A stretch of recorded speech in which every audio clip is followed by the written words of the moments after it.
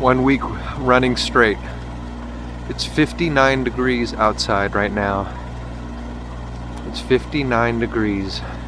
And this machine has been running 1 week straight, and there's a big block of ice that's formed on it in the coil.